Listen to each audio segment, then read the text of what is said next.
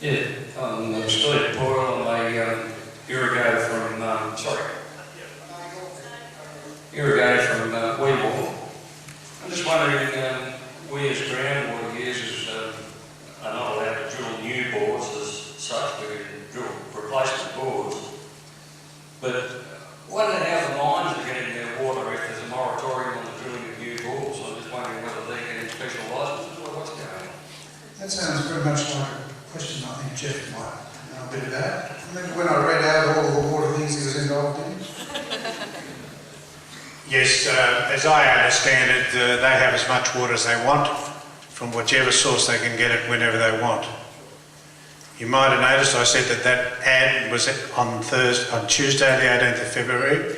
The following Friday, they got together with the state government and they a memorandum of understanding about all the difficult things that Santos have been telling us about.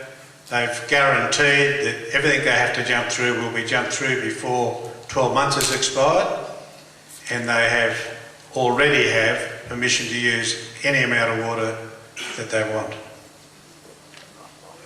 as best to my knowledge is. So you're an irrigator, John. Does that have resonance in your part of the world? Well, our irrigation situation is different. If we had to irrigate with groundwater, our farm would not exist anymore. The only thing that allows us to continue to raise the hay that we do and the neighbors that raise the barley and the sugar beets and such is that we live close enough to the mountains where we irrigate with surface water. Snow melt and a series of canals delivers water to us. So, but it has also been the case in the United States where they're allowed to drill supply wells and basically have unlimited restriction on the amount of water that they can pull from the subsurface for drilling, hydraulic fracturing, and any other purposes. Just a comment on the water. These companies love to divide and conquer. They'll see a community like this and they'll try and divide you and get some of you on side.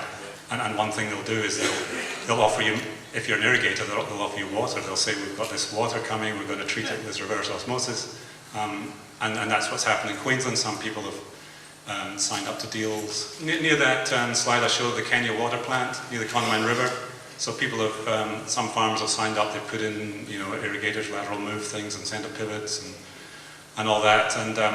And recently in the Country Life, there's been a lot of articles. These farmers are complaining that they haven't been getting as much water as they were promised, and they'd spent all this money on the infrastructure, and a lot of whinging going on. Well, I don't have a fat lot of sympathy for those people because really they've sold out the rest of their industry, and if they'd all locked the gates, we'd all be a lot better off. But it's just one thing you should be aware of. That I'm sure they all have pitched this to you already, but it's a way they can get in. And the other thing to realise is that the water doesn't last for very long. The water production for a coal seam gas well is like the lactation curve for a dairy cow. When she calves, they get a lot of milk at the start and then it falls off pretty quickly. And that's the way the water supply goes for these wells. So the water comes in a rush at the start, and then after that, it tails off very quickly. So watch out for that. Thank you.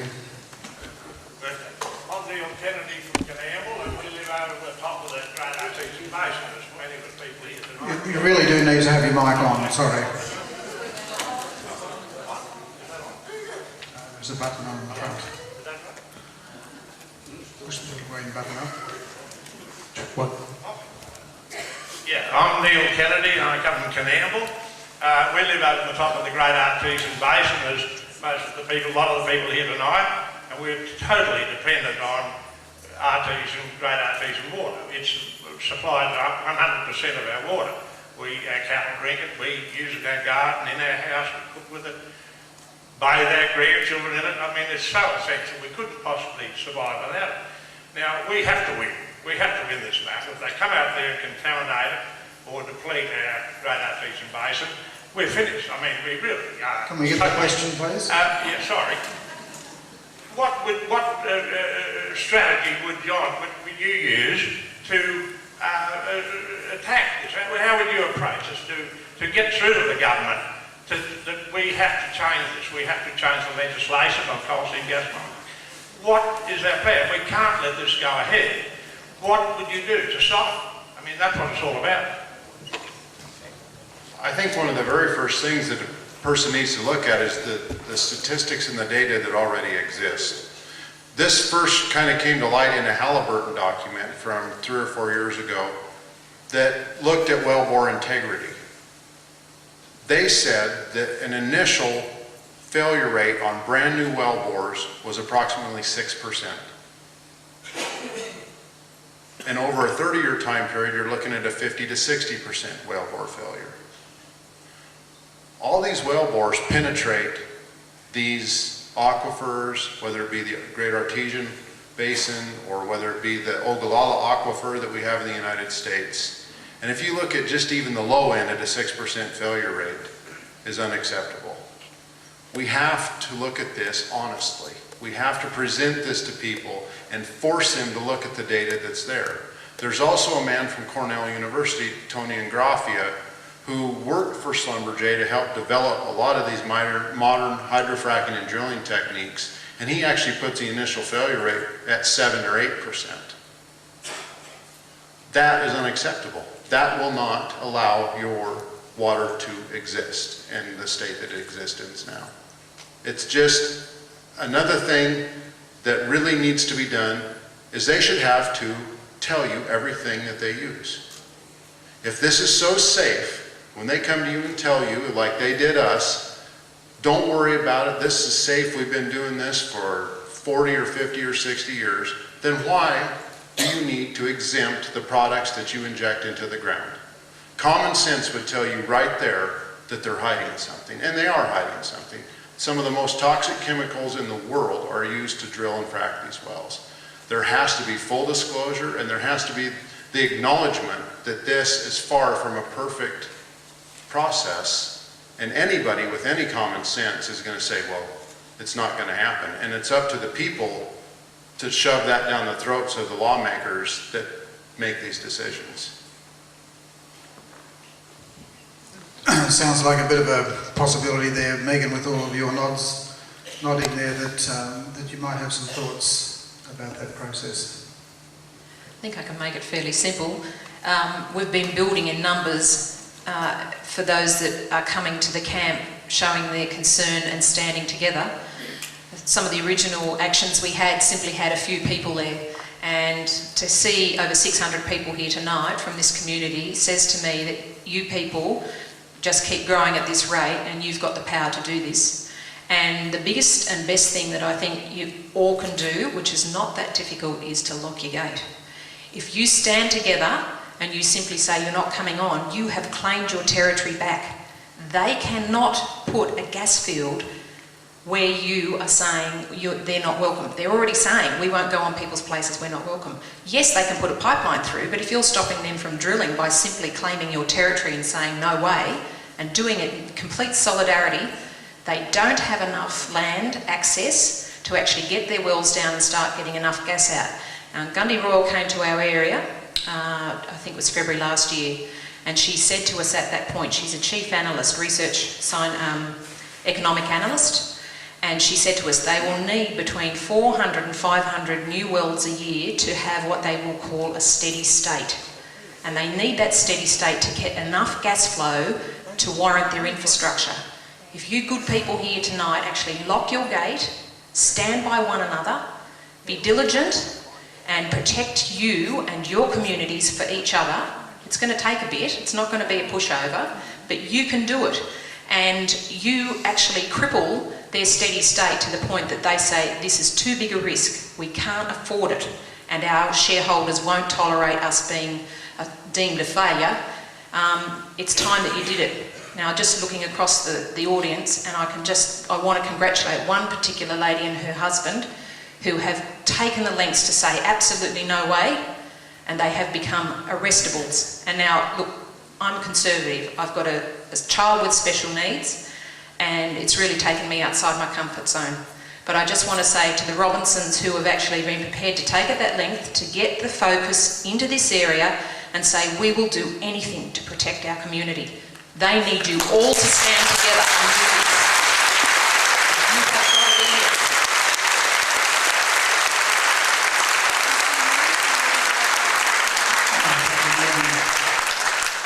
forget that if you go home tonight and you thought, I just should have left my email address, shouldn't I? Because I probably need to keep up with all this stuff.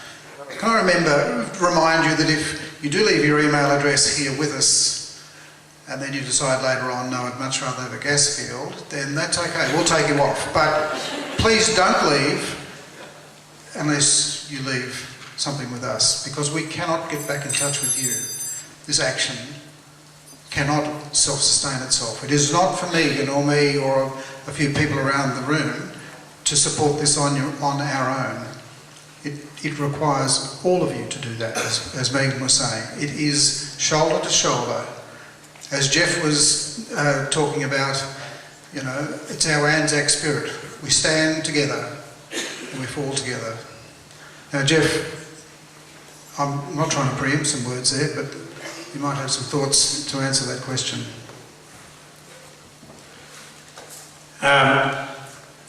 It is imperative that we do win this. And it's not for me that you're winning it, it's for every one of you here and your children's children. Everybody's involved in this who is downstream from any mining activity. So we're inextricably linked from the Liverpool Ranges, across the Liverpool Plains, through the central plains of the Nemoy Valley, around Gunnedah and in the lower Nemoy from here on, and by definition, all the way to the Murray mouth. Megan was saying she was disappointed that she didn't have a map that she could put up, and this was the one that was in the ad, but I've added Bowena Creek to it, the blue line that runs from top to bottom, or bottom to top. And it's interesting to note that the three major sites they have in the Pilliga, the Bibblewindi, the Leewood and Wilka Park, are all cheek by jowl with that creek heading towards the Nemoy River. So you might like to have a look at the Nemoy River when you leave, because it may well be the Nemoy sewer before long. I think anyone who lives downstream, we've heard people who are complaining about protesters coming from out of town to object.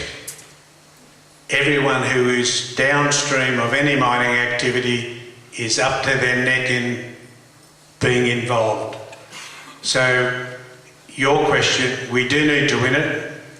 I'm not a Gandhi, I have no idea how we're going to do it, but together we surely will. Thank you.